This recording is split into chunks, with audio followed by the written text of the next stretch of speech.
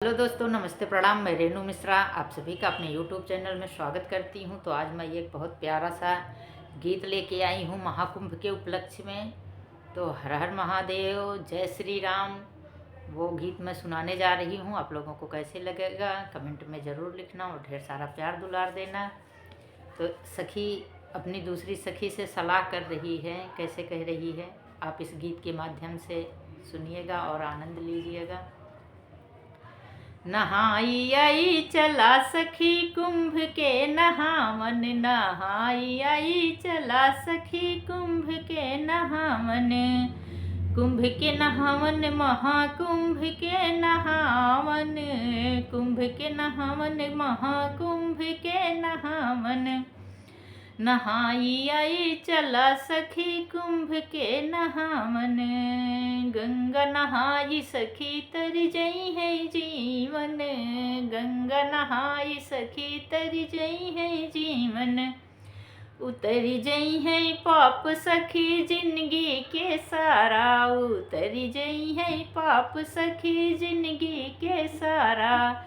नहाई आई चला सखी कुंभ के नहावन, नहाई आई चला सखी कुंभ के नहावन।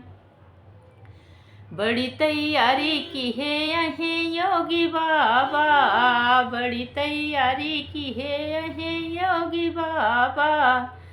सुरक्षा चारवार सखी कुंभ के नहावन, सुरक्षा चारवार सखी कुंभ के नहावन। नहाई आई चला सखी माघ के नहावन, नहाई आई चला सखी कुंभ के नहावन।